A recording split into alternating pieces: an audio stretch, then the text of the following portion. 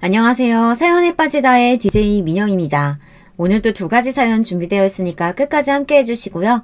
오늘의 첫 번째 사연 함께 만나볼게요. 안녕하세요. 항상 재미있게 영상을 보고 있는 평범한 시청자입니다.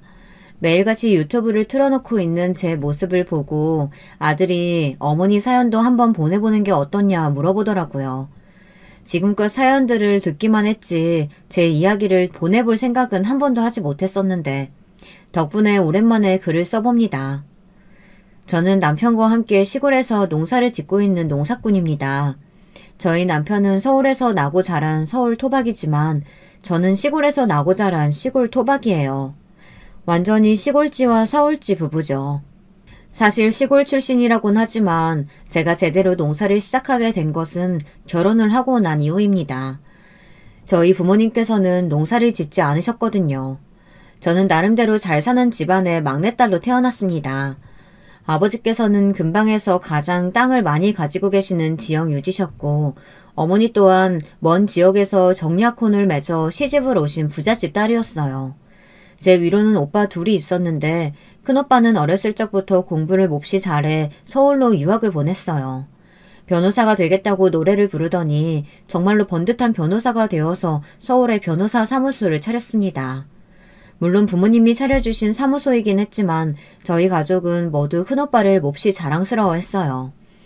그 당시만 하더라도 시골에서 서울로 상경해 성공한 인물이 있으면 개천에서 용났다고 마을 입구에 플랜카드를 걸 정도로 마을 전체가 난리법석이었거든요. 어렸을 적부터 온 마을의 관심과 기대를 한몸에 받고 자라온 큰오빠와 다르게 작은오빠는 크게 눈에 띄는 점이 없는 평범한 아이였어요. 허약한 체질 탓에 밖에 나가노는 것도 좋아하지 않았고 조용하고 얌전한 성격으로 학교에서도 특별히 어울리는 친구가 없었어요. 그런 작은오빠가 가장 좋아했던 것은 그림 그리는 일이었습니다. 작은오빠는 학교가 끝나면 매일같이 집 앞에 들판에 나가 꽃이며 작은 곤충들을 관찰하며 그림을 그리고는 했습니다. 저와 작은오빠는 5살 차이였는데요. 작은오빠는 아직 학교에 갈 나이가 되질 않아 집에서 혼자 놀고 있던 저를 데리고 강이며 들판이며 나들이를 나가곤 했어요. 저는 작은오빠와 보내는 그 시간을 참 좋아했습니다. 아버지께서는 매일같이 바깥일로 바쁘시고 어머니께서는 살림이며 마을 행사며 일이 많으셨기에 어린 저는 주로 집에서 혼자 시간을 보냈어요. 그런 저에게 가족 중에 가장 관심을 많이 기울여주고 다정하게 대해주었던 것은 바로 작은 오빠였습니다. 집안 어른들은 매일같이 바깥을 쏘다니며 그림 그리는 작은 오빠를 탐탁치 않게 여기셨어요. 큰오빠와 다르게 학교에서 반장이며 우두머리를 맡아 하지도 않고 소심한 성격 탓에 제대로 된 친구도 없는 데다 공부에도 그닥 소질이 없었으니까요. 게다가 어른들 눈에는 작은오빠가 그려내는 그림은 쓰레기 그 이상 그 이하도 아니었습니다. 요즘 같은 세상에야 다양한 재능을 존중하고 공부 말고도 여러 길이 있다 이야기를 하지 당시에는 노래 부르는 가수들은 딴따라 화가들은 그림쟁이라며 비하하고 낮잡아보는 분위기였습니다. 당연히 부모님께서는 작은 오빠에게 쓸데없는 짓 하지 말고 공부나 하라며 혼을 내시기 일쑤였고 작은 오빠는 그림 그리기를 그만두는 대신 부모님의 눈을 피해 그림을 그리기 시작했습니다. 저는 그런 오빠를 따라다니며 오빠가 그려내는 멋진 그림들을 구경했습니다. 부모님께서는 하등 쓸모없는 짓이라며 작은 오빠의 그림들을 비난하셨지만 제 눈에는 세상 어느 그림보다도 멋있는 작품들이었어요.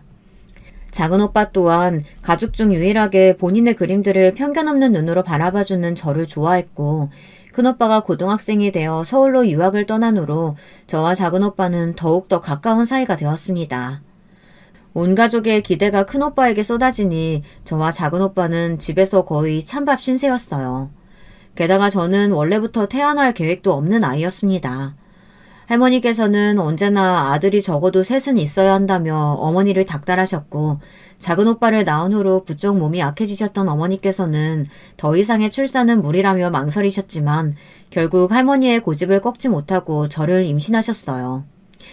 할머니께서는 호랑이 꿈을 꿨다면서 집안을 이끌어갈 대단한 인물이 나올 거라고 셋째 아들임을 확신하셨지만 집안 사람들 모두의 기대를 품고 태어난 저는 딸이었습니다.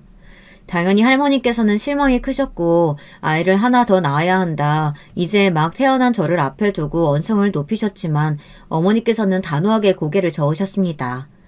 더 이상 아이를 낳았다간 아들이 문제가 아니라 본인이 죽겠다며 할머니께 처음으로 반기를 드셨어요. 아버지마저 어머니 편을 들자 결국 할머니께서는 고집을 꺾으셨고 대신 어렸을 적부터 다방면에 총명함을 보였던 큰오빠에게 관심을 돌리셨습니다. 할머니께서는 아버지를 비롯해 총 7명의 아들을 낳으셨는데 대부분이 어렸을 적에 돌아가시고 성인까지 자란 것은 저희 아버지와 큰아버지 두 분뿐이었습니다. 큰아버지께서는 저희 큰오빠처럼 어렸을 적부터 몹시 총명하신 분이었기에 할머니께서는 큰아버지께 거는 기대가 크셨고 각종 지원을 아끼지 않으셨다고 합니다. 그러나 기대가 무색하게도 큰아버지께서는 어떤 외국 여자와 눈이 맞아 가족들과 인연을 끊고 사라져버리셨고 믿었던 큰아들에게 배신당한 할머니께서는 그 뒤로 남은 아버지께 몹시 집착하시게 되었습니다. 아버지의 혼처를 전국을 뒤져 알아오셨고 결혼 후에도 한 집에 머무시며 사사건건 참견하고 집안의 왕이라도 된 듯 구셨어요. 덕분에 제 어린 시절은 눈칫밥의 연속이었습니다. 운 좋게도 부잣집에서 태어나 다른 아이들처럼 밥 먹을 걱정, 옷 입을 걱정하며 자라지는 않았지만 제 유년 시절은 그리 행복하지 않았습니다. 할머니께서는 여자아이가 너무 똑똑하면 안 된다며 저를 학교에도 보내려고 하지 않으셨어요. 여자는 이러면 안 된다, 이래야 한다, 사서건건 제게 잔소리를 쏟아내셨고 저와 어울려 다니는 작은 오빠에게도 사내 자식이 되어서는 계집애 마냥 배알이 없다며 혀를 끌끌 차셨어요. 당연히 작은 오빠 또한 그런 할머니를 마냥 좋아하지는 않았고 할머니뿐만 아니라 가족들 모두와 친밀한 사이는 아니었습니다. 할머니보다 덜하긴 했지만 부모님께서도 작은 오빠에게 그리 다정한 분들은 아니셨거든요. 저는 그나마 막내에다 딸이었기에 애초에 기대값이 없었으니 별소리를 듣지 않았지만 작은 오빠는 집안 모두에게 눈의 가시였습니다. 작은 오빠는 나이가 들수록 집안 사람들과 어울리기 힘들어했고 성인이 되자마자 독립하겠다며 집을 나갔습니다. 그러면서 저에게 짧은 편지와 초상화 선물을 남겨주었어요. 편지에는 그동안 본인에게 유일한 가족이 되어주었던 것은 저뿐이다. 집을 나간 후로 가족들과는 인연을 끊겠지만 이런 곳에 너를 남겨두고 가려니 마음이 아프다. 힘들겠지만 부디 아픈 곳 없이 잘 지내길 바란다는 내용이 담겨 있었고 작은 오빠가 그려준 액자에는 밝게 웃고 있는 저의 초상화가 그려져 있었습니다. 유일하게 말동무가 되어주었던 작은 오빠마저 집을 떠나고 나니 저는 몹시 쓸쓸한 기분이었습니다. 작은 오빠가 떠난 뒤로도 집안은 별 문제 없이 흘러갔어요. 다른 친구들은 중학교를 졸업한 뒤로 집에서 어머니를 도와 살림을 하거나 밖에 나가 농사를 도우며 지냈지만 저는 고등학교에 들어가게 되었습니다. 제가 고등학교에 들어갈 수 있었던 것은 큰오빠 덕이었어요. 서울에서 변호사 사무실을 운영하던 큰오빠가 작은 오빠가 집을 나간 후로 오랜만에 고향에 돌아왔었거든요. 큰오빠와 아버지께서 정확히 무슨 이야기를 나누었는지는 알 수 없겠지만 그 전까지만 해도 여자애가 무슨 고등학교냐며 중학교를 졸업하고는 집에서 시집갈 준비나 하라고 말씀하시던 아버지께서 큰오빠가 다녀간 후로 고등학교에 가라고 하시더라고요. 큰오빠는 서울로 떠나기 전 제 머리를 쓰다듬어주며 기죽지 말고 멋진 사람이 되어라 말해주었고 그때는 그 말이 의뢰하는 말처럼 와닿지는 않았지만 지금에 와서야 무슨 뜻인지 어렴풋이 짐작이 가요. 아마 큰오빠는 서울 생활을 하며 시골과 다르게 많이 배우고 자신감 차있는 여자들을 자주 마주쳤던 거겠죠. 그런 여자들을 보며 시골 고향집에서 기죽은 채 지내고 있을 저를 떠올렸을 테고요. 그렇게 저는 건넌마을에 위치해 있던 고등학교에 입학했고 그 시절 여자아이 치고는 참 많은 걸 누리며 자랐습니다. 고등학교는 어찌어찌 졸업했지만 당연히 대학까지는 갈 수 없었어요. 할머니께서는 더 늦기 전에 시집을 보내야 한다며 많이 배운 여자는 싫어하는 집안이 많다 언성을 높이셨습니다. 그즈음 할머니께서는 몸이 많이 쇠약해지셨고 집안에서의 위상도 예전 같지 않으셨어요. 할머니 말이라며 웬만해서는 따르려 하셨던 아버지께서도 반기를 들 때가 많으셨어요. 아버지 태도가 변하니 어머니께서도 점점 할머니 앞에서 본인의 솔직한 의견을 내뱉게 되었습니다. 어머니, 요즘 여자들은 시집이 전부가 아니에요. 저희 때야 여자들은 그저 좋은 남편 만나 예쁨 받고 집안에서 살림이나 잘하면 됐었지만 요새는 여자들도 밖에 나가서 일하고 돈 버는 시대예요. 시골 촌구석에서나 어린 나이에 시집까지 큰애 말 들어보니 서울에서는 혼자서 잘 사는 여자들도 많대요. 저는 막내 일찍 시집 보낼 생각 없어요. 그런 어머니의 말에 할머니께서는 저것이 아들 셋 못 나올 때부터 알아봤다며 아들 한 명은 사내노릇 못하는 반푼이로 낳고 딸려는 아들처럼 키우려 한다 바락바락 소리를 지르셨습니다. 그렇게 악을 쓰시던 할머니께서는 갑자기 뒷목을 잡고 쓰러지셨고 놀란 부모님께서는 할머니를 모시고 급하게 병원으로 향했지만 할머니께서는 그렇게 눈을 감으셨습니다. 솔직히 말해서 저는 할머니의 죽음이 별로 슬프게 느껴지지 않았어요. 오히려 속이 조금 시원했으면 시원했달까요. 한평생 저를 구박만 하시고 단 한 번도 제게 따뜻한 말 한마디 건네주셨던 적이 없으셨던 분이라 그런지 더 이상 만나뵐 수 없게 되었다는 사실이 전혀 아쉽지 않더라고요. 할머니 장례식에는 서울에서 일하는 큰오빠와 가족들과 연을 끊고 지냈던 작은오빠도 참석했습니다. 오랜만에 만나는 작은오빠는 집을 떠났을 때보다 훨씬 안색이 좋아 보였어요. 사실 장례식에도 참석할 생각이 없었지만 아버지께서 장례식마저 오지 않으면 앞으로 평생 우리 가족과는 척을 지고 살 줄 알아라 으름장을 놓으셔서 참석한 거라고 했습니다. 솔직히 작은오빠 입장에서는 가족들과 완전히 연을 끊는다 해서 아쉬운 게 하나도 없었거든요. 그래도 자식된 최소한의 도리라도 해야겠다 생각이 들어 왔다고 했어요. 오랜만에 저를 만나고 싶기도 했고요. 작은오빠는 얼굴이 좋아 보인다며 잘 지내고 있냐 물어봤고 저는 큰오빠 덕에 고등학교도 다니고 나름대로 잘 지내고 있다 답하며 작은오빠는 그동안 어떻게 지냈냐 물었습니다. 그렇게 집을 나간 후로 참 막막하더라. 일단 지옥 같은 곳에서 벗어나고 싶어서 뛰쳐나오긴 했는데 수중에 모아놓은 돈은 없지 당장 지낼 만한 곳도 없지. 가족들과 연을 끊겠다고 해놓고 정작 찾아간 건 형이었어. 서울로 가는 기차표를 끊어 무작정 형 사무실로 찾아갔어. 연락도 없이 갔는데 형은 나를 참 반갑게 맞아주더라고. 솔직히 난 어렸을 적부터 형이 좀 미웠어. 공부도 못하고 소심해서 친구 하나 제대로 사귀지 못하는 나랑 다르게 형은 언제나 반장을 도맡아 할 정도로 특출난 아이였으니까. 그런 형에게 밀려 언제나 난 찬밥 신세였고 형은 언제나 집안 어른들의 사랑과 기대를 한 몸에 받으며 행복해 보이기만 했어. 마을 사람들 모두 형을 좋아했고 학교 선생님들도 친구들도 다들 나와 형을 두고 형제인데 어떻게 저렇게 다를 수 있냐고 뒷말들을 쑥덕댔지. 애써 모른 척했지만 다 알고 있었어. 형을 따라서 공부를 열심히 해보기도 했고 부끄러움을 참고 친구들 앞에 나서기도 해봤지만 소용없었어. 애초에 그렇게 태어나질 못했는데 뱁새가 황새를 어떻게 따라갈 수 있겠어. 아무리 노력해봤자 더욱 비참해질 뿐이었지. 형은 언제나 내게 친절하고 다정하게 굴었지만 난 그럴수록 더 비참해졌어.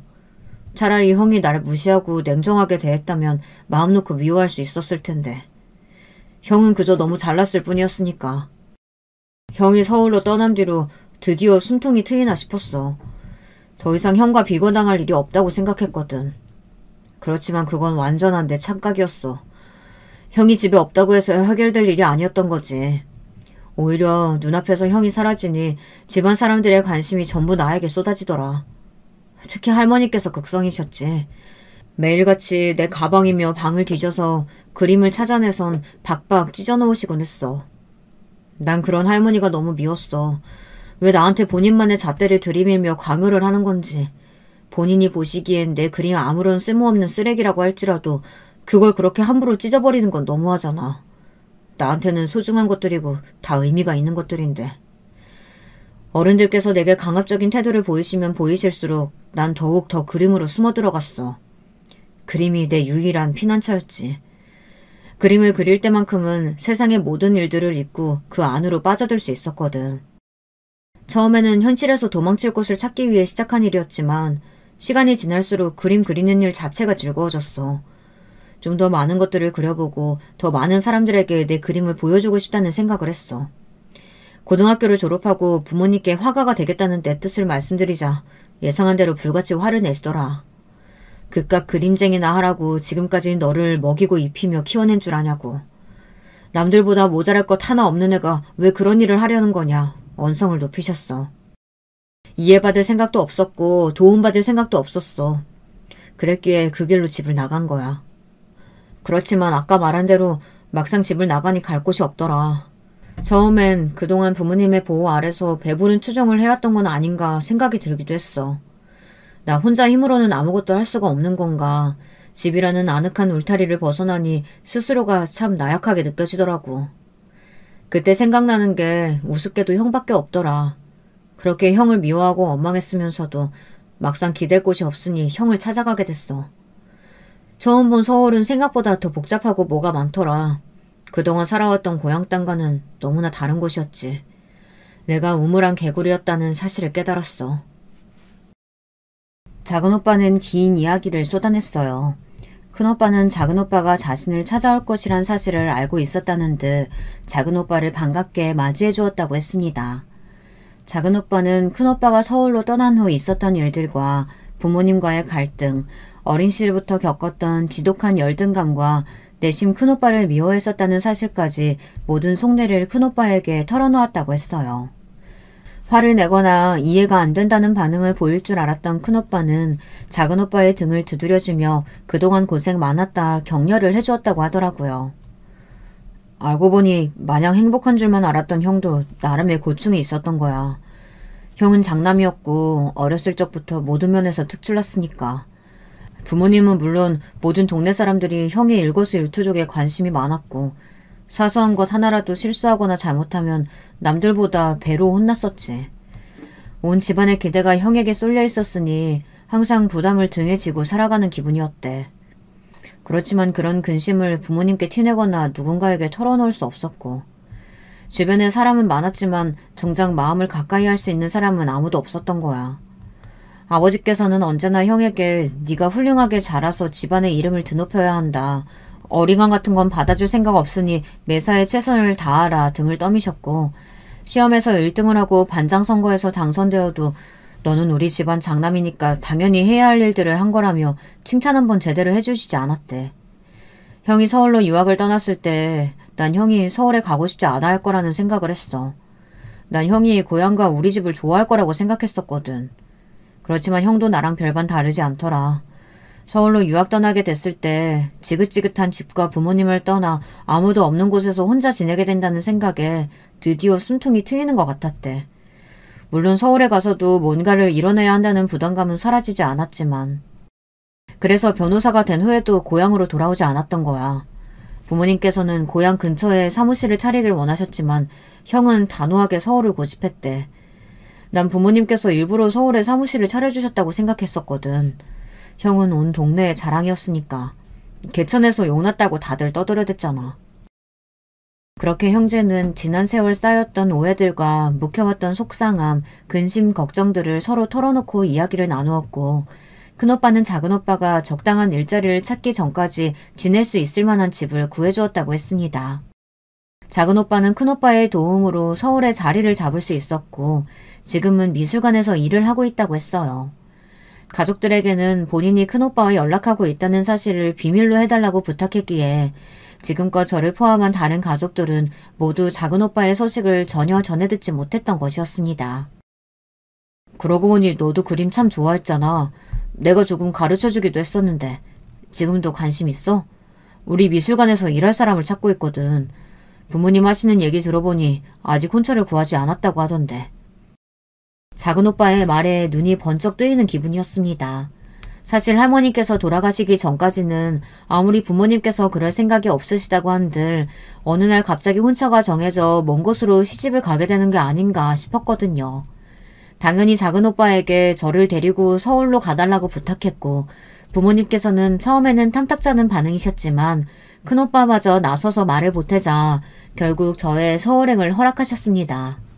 그렇게 태어나 처음으로 밟아본 서울은 정말 별천지였습니다. 세상에 그렇게 높은 빌딩들이 가득한 풍경은 처음이었어요. 태어나 줄곧 보고 자란 산과 들판도 멋졌지만 그와는 또 다른 장관이었습니다. 제가 미술관에서 맡게 된 일은 미술관을 찾는 손님들에게 작품에 대한 설명을 해주는 일이었어요. 요즘 말로는 큐레이터라고 부르지만 당시에는 안내원 정도로 불렸고 그닥 돈을 많이 벌 수 있는 직업도 아니었어요. 하지만 저는 몹시 행복했습니다. 항상 제 어깨를 짓눌렀던 부모님의 압박과 여자라는 한계에서 벗어나 제가 좋아하는 미술품들에 둘러싸인 삶을 살 수 있었으니까요. 저는 정말 운이 좋았어요. 모두가 어려운 시기였으니 저를 제외한 다른 친구들은 평생을 바쳐 가족을 위해 희생하며 살아가는 경우가 대부분이었으니까요. 그렇게 미술관에서 일하던 저는 미술관을 자주 찾던 손님인 남편과 우연한 기회로 만남을 시작하게 되었습니다. 남편은 서울에서 태어나 서울에서 자란 전형적인 서울 사람이었어요. 제가 나고 자란 곳이 어느 땅에 붙어 있는지도 모를 만큼 서울 촌놈이었죠. 요즘에서야 하지 않는 말이지만 저 젊었을 때만 해도 서울 남자는 다정하다는 말이 있었어요. 제 남편은 그 말과 딱 어울리는 남자였습니다. 작은 오빠처럼 섬세하고 조용하고 그림을 사랑하는 사람이었어요. 저는 날이 갈수록 남편에게 푹 빠졌고 남편과 평생을 함께하고 싶다는 생각을 하게 되었습니다. 그러나 부모님께 허락을 받을 생각을 하니 눈앞이 막막했어요. 당연히 연애를 하고 있다는 사실은 부모님께 말씀드리지도 못했고 부모님께서는 적당히 서울 생활을 하다 내려와 결혼을 하길 바라고 계셨었거든요. 아무래도 시골이지만 나름대로 지역에서 알아주는 집안이다 보니 아무 집안에 시집 보내칠 생각은 없는 듯 했습니다. 그러나 아쉽게도 저희 남편은 그저 평범한 집안 출신의 남자였어요. 시부모님께서는 작은 가게를 하셨고 남편 또한 학교를 졸업한 후로는 그런 시부모님을 돕고 있었습니다. 어렸을 적부터 그림에 관심이 많았던 남편은 미술대학교에 진학하는 것이 꿈이었지만 넉넉하지 않은 가정 형편 덕에 꿈을 접었고 소소하게나마 미술관에 와서 작품들을 구경하는 것이 일상의 작은 행복이라고 했어요. 남편의 부모님께서 어떤 사람이시든 남편이 돈이 많든 적든 그건 저에게 아무런 문제가 아니었습니다. 저는 남편을 몹시 사랑했고 남편과 결혼해 부모님 품을 떠나 서울에 정착하고 싶었어요. 그러나 무턱대고 부모님을 찾아가 결혼 선언을 할 수는 없었어요. 결국 두 오빠들에게 먼저 결혼 이야기를 꺼내게 되었습니다. 오빠들은 둘 다 처음에는 조금 부정적인 입장이었지만 결국 제 의견을 존중하고 힘을 보태주기로 했어요. 그렇게 저는 남편과 함께 든든한 오빠들을 데리고 결혼 승낙을 받으러 오랜만에 고향에 내려갔습니다. 당연히 부모님들께서는 기절초풍을 하시며 결혼을 반대하셨습니다. 어디서 굴러온 뼈다귀 같은 놈에게 귀한 막내딸을 내줄 수 없다. 게다가 집안도 별 볼 일 없는 놈이지 않느냐. 내가 이럴 줄 알았다. 서울 가서 헛바람만 들어온 것이 아니냐. 얌전히 고향으로 돌아와 옆마을 남자에게 시집을 가라 큰 소리를 내셨고 모두 다 예상했던 반응이었습니다. 큰오빠와 작은오빠는 그런 부모님께 제가 서울에서 얼마나 행복하게 지내고 있는지 말씀드리며 본인의 결혼 상대의 정도는 본인이 정해야 하는 게 맞다 의견을 보태주었고 남편 또한 제가 비록 집안은 가난하고 미래도 불확실한 사람이지만 앞으로 살아가면서 본인이 굶는 한이 있더라도 저만은 행복하게 만들어주겠다며 아버지의 바짓가랑이를 잡고 늘어졌습니다. 절대 안 된다며 난리를 치셨던 부모님께서는 결국 새 남자의 고집에 백기를 들고 마셨어요. 그렇게 저와 남편은 결혼에 성공했고 서울에 신혼집을 차려 살게 되었습니다. 신혼집이라고 해봤자 부모님께서는 아무런 도움을 주지 않으셨기에 오빠들의 도움으로 마련한 작은 빌라였어요. 시부모님 가게와 가까운 곳에 위치한 빌라였고 매일같이 저는 미술관으로 남편은 시부모님 가게로 출퇴근을 하며 신혼생활을 보냈습니다. 그곳에서 저희 아들이 태어났어요. 아들은 남편을 하나부터 열까지 빼다 박았습니다. 생김새부터 성격까지요. 그 빌라는 다시 떠올려봐도 참 추억이 많은 곳입니다. 오래된 빌라였기에 여름이면 덥고 겨울이면 춥고 옆집 사람들의 생활소음이 전부 다 들릴 정도였지만 그래도 참 행복했던 것 같아요. 그저 남편과 같이 있다는 사실만으로도 세상 모든 어려움을 헤쳐나갈 수 있을 것 같다는 생각이 들었죠. 눈에 넣어도 아프지 않을 아들이 태어난 후로 저희 가족은 더더욱 끈끈해졌습니다. 제 나이대 여자들이 의뢰 그렇듯 아들을 출산한 후로는 미술관 일을 그만두고 집에서 살림을 시작했어요. 그즘 시부모님께서는 건강상의 이유로 가게를 완전히 남편에게 물려주셨기에 남편은 눈꽃 뜰 새 없이 바빴습니다. 아들이 돌쯤 되었을 시기였던 것 같아요. 아이는 매일같이 울고 보채기 바쁘지 집안일은 해도 해도 쌓이지 임신과 출산으로 몸은 상할 대로 상했지. 이게 내가 원하던 서울살이인가. 이대로 내 꿈도 삶의 목표도 아무것도 없이 집에서 살림만 하고 아이만 키우다 늙는 걸까. 이런 부정적인 생각들이 저를 덮쳐왔습니다.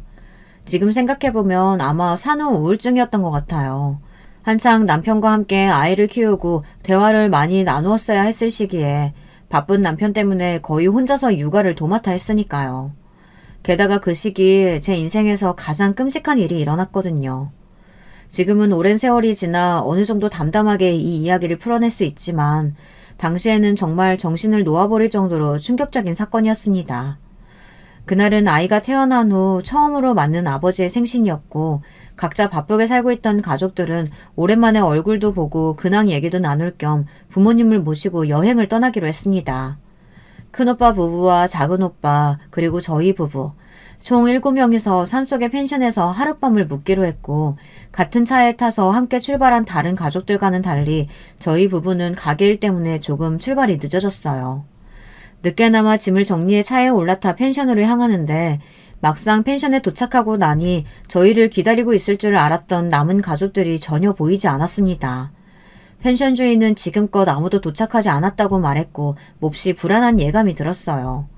그렇게 뜬 눈으로 펜션에서 밤을 지낸 다음 날이었어요.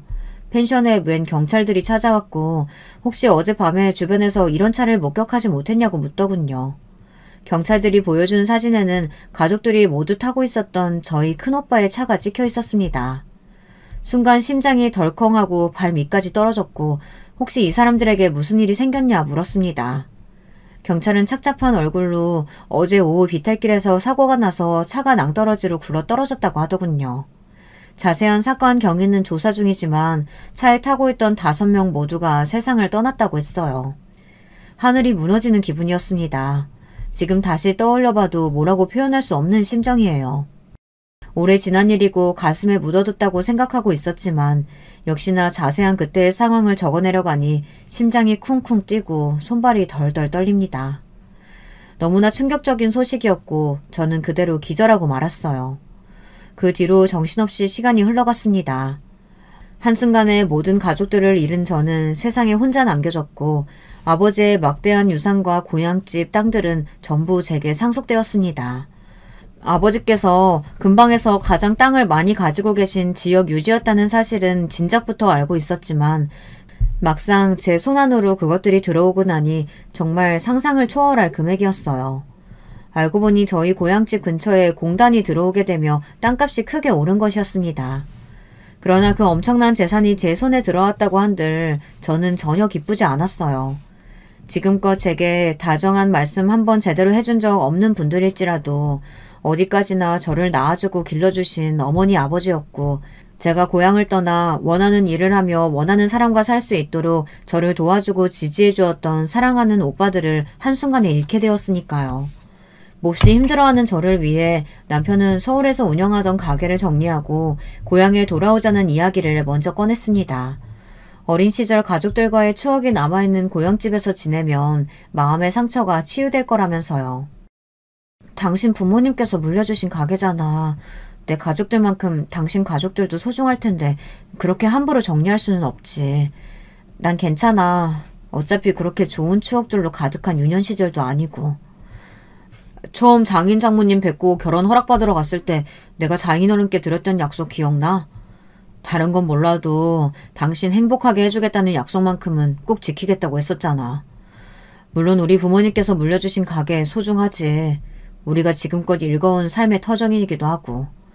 그렇지만 난 당신을 위해서라면 다 정리할 수 있어. 한순간에 모든 가족들을 다 잃은 슬픔을 내가 감히 어떻게 헤아릴 수 있겠어.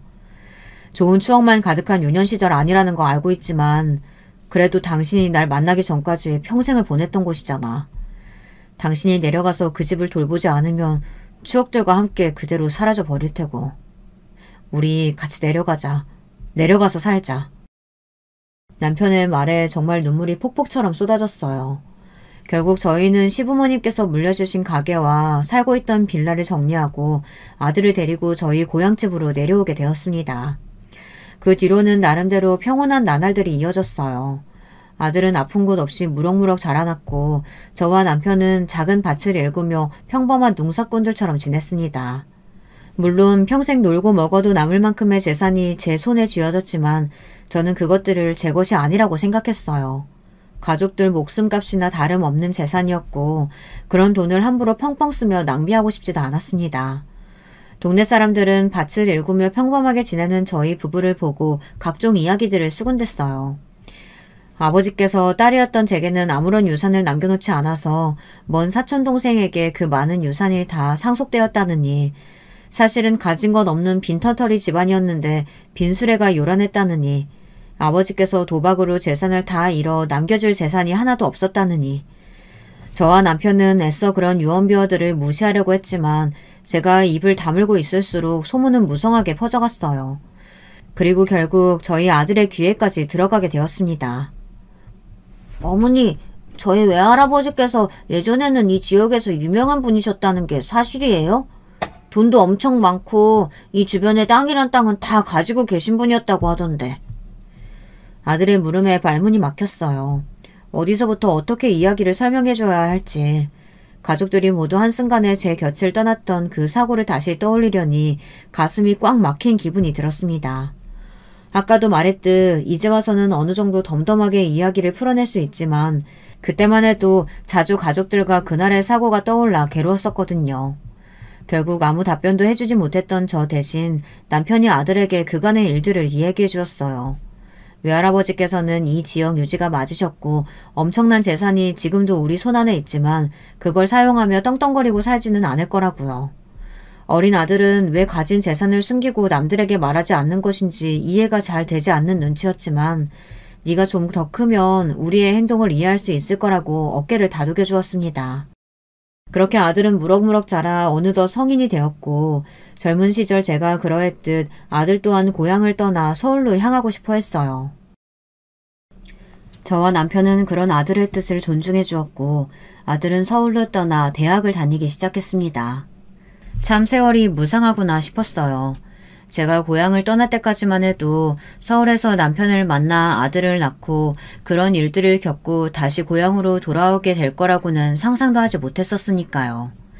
아들은 대학을 졸업한 후 작은 회사에 취업을 했고 얼마 지나지 않아 결혼을 하겠다며 어떤 여자를 데리고 고향으로 내려왔습니다. 아들이 데려온 여자는 가난한 집안 출신이었어요. 변변찮은 직업도 없고 좋은 조건이라고는 하나도 없었지만 저와 남편은 결혼을 허락했습니다. 다른 걸 다 떠나서 저희 아들이 아내로 선택한 여자였고 그 결정의 결과가 좋든 나쁘든 그걸 책임지는 것은 아들의 몫이라고 생각했어요.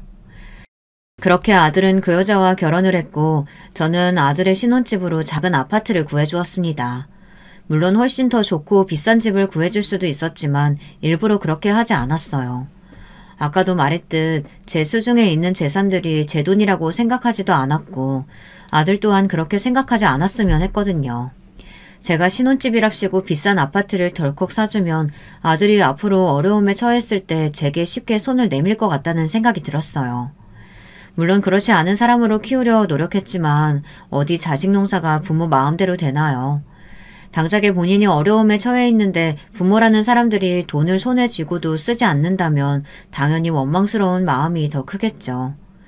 그런 걱정에 며느리에게도 재산에 관한 이야기는 일절 꺼내지 않았습니다. 물론 고향집이 동네의 다른 집들에 비해 크고 넓기는 했지만 시간이 흘러 최신식으로 공사를 하고 집 내부를 뜯어고치는 다른 집들과 달리 저희 집은 여전히 옛날 그대로였거든요. 요즘 사람인 며느리의 눈에는 그저 조금 크고 고풍스러운 옛날 집 정도로 보였겠죠. 굳이 집 내부를 고치지 않고 그대로 둔 것에는 여러 가지 이유가 있었지만요. 가장 큰 이유는 가족들의 흔적이 가득한 공간을 없애고 싶지 않았기 때문이었습니다. 둘이서 지내기에는 지나치게 크고 집안의 각종 오래된 시설 때문에 살기에는 조금 불편해도 저는 고집을 부렸습니다. 남편 또한 그런 불편함에도 제 고집을 따라주었고 언제나 남편에게는 고마운 마음뿐입니다. 아들과 며느리는 결혼 생활에 잘 적응하고 있는 것처럼 보였어요. 부부는 끼리끼리라고 남편을 닮아 숫기가 없는 유약한 성격의 아들처럼 며느리 또한 그리 싹싹한 성격은 아니었습니다. 저와 남편 앞에서는 언제나 얼굴을 새빨갛게 붉히며 바닥만 바라보고 있었죠. 어쩌다 대화를 나눌 때면 수줍게 배시시 웃는 얼굴이 참 곱상하고 귀여운 아이였어요. 어렸을 적부터 어려운 가정 환경에서 자라왔다고 했는데 저렇게 때묻지 않고 순수하게 자란 것이 참 신기할 정도였습니다. 며느리는 사소한 것에도 참 기뻐하는 아이였어요. 아들 또한 그런 며느리의 소박한 모습에 반했다고 하더라고요. 집에서 살림도 정갈하게 잘하는 것 같았고요. 아들이 데려온 여자라면 조건을 따지지 않고 결혼시키겠다고 생각했었지만 막상 가난한 집안에 별 볼 일 없는 여자를 데려오니 내심 한켠으로는 아쉬운 마음이 들기도 했었는데요. 그런 며느리의 모습을 보니 내가 참 속물이었구나 하는 생각이 들었습니다. 결혼 후 처음 맞는 명절에는 예쁘게 한복을 차려입고 왔더라고요. 요즘 세상에 젊은 사람들이 명절에 누가 한복을 입나요? 그런데 저희 며느리는 시키지도 않았는데 한복을 정갈하게 차려입고 와선 본인이 만들었다며 명절 음식들을 바리바리 꺼냈습니다. 어려운 집안 형편 때문에 비싼 선물이나 용돈을 드리지는 못하지만 그래도 본인이 할 수 있는 최선을 다하고 싶다며 아무쪼록 어머님 아버님 입맛에 맞으셨으면 좋겠다 얼굴을 붉히며 말하는데 그런 며느리의 마음이 참 예쁘더라고요. 그때까지만 해도 아들 결혼 참 잘 시켰다. 역시 우리 아들이 나를 닮아 보는 눈이 있구나 이런 생각뿐이었어요. 아무리 제가 며느리를 딸처럼 생각하고 대한다고 해도 어디까지나 저는 며느리에게 시어머니였고 착한 며느리에게 부담을 주고 싶지 않았기에 저와 남편은 아들 부부에게 먼저 연락을 잘 하지 않았어요. 물론 서로 멀리 떨어져 살고 있으니 잘 지내는지 별일은 없는지 궁금할 때가 많았지만 무슨 일이 있으면 어련히 연락을 하겠거니 하는 마음으로 남편과 둘이서 시간을 보내며 지내던 중이었습니다. 오랜만에 아들에게 전화가 왔고 받아보니 곧 며느리의 생일이라고 했어요. 용돈을 좀 보낼 테니 며느리 데리고 좋은 곳에 가서 맛있는 것도 먹고 원하는 것도 하나 사줘라 말하니 그렇지 않아도 그것 때문에 전화했다며 본인이 회사 출장 때문에 며느리 생일에 집을 비워야 할 것 같다고 말하더라고요.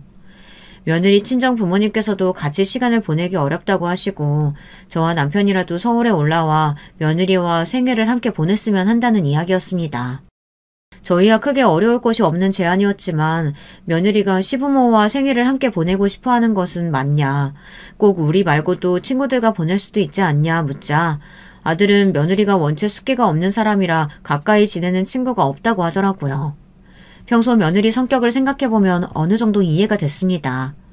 아들은 얼마 전부터 제가 해주는 반찬들이 너무 먹고 싶었다며 올라오시는 김에 반찬들을 좀 해다가 가져다 주시면 안 되겠냐 물어왔고 그닥 어려운 일도 아니었기에 그러겠다 답했습니다. 실은 평소에도 몇 번 반찬을 싸서 가져다 주고 싶었지만 워낙 멀리 살기도 하고 며느리가 부담스러워할까봐 얘기를 꺼내지 않았거든요. 명절에 음식 해오는 솜씨를 보면 며느리도 요리를 꽤나 잘하는 것 같았고요.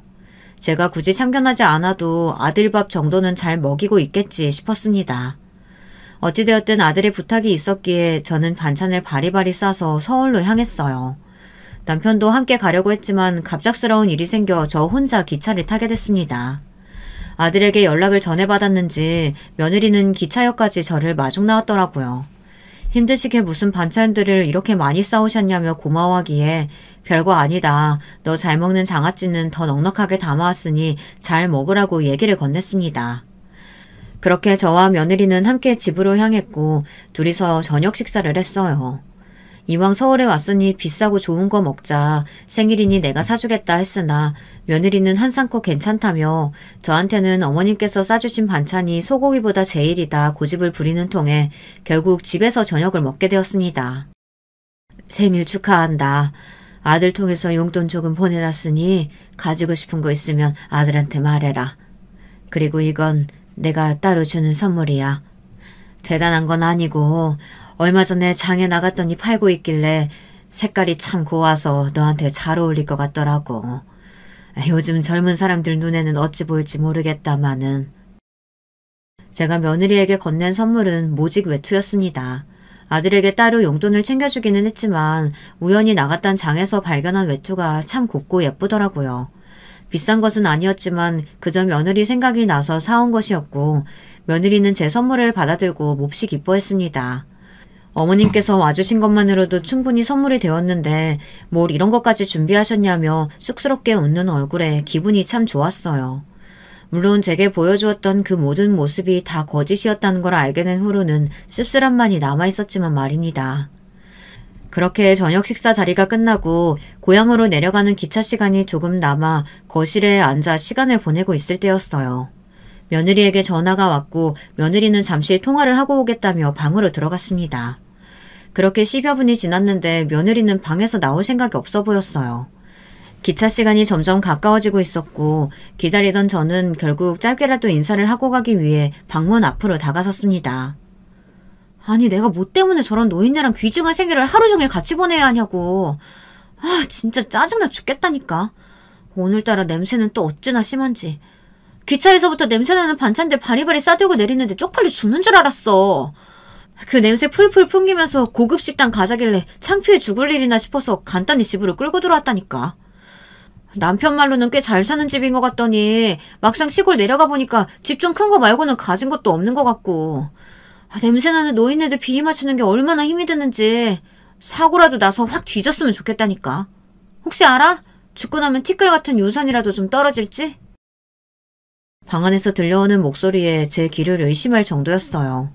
통화 내용이 전부 정확하게 기억이 나지는 않지만 뚜렷하게 기억에 남는 것은 냄새 지독한 노인네, 확 뒤져버렸으면 좋겠다. 이 두 마디였습니다.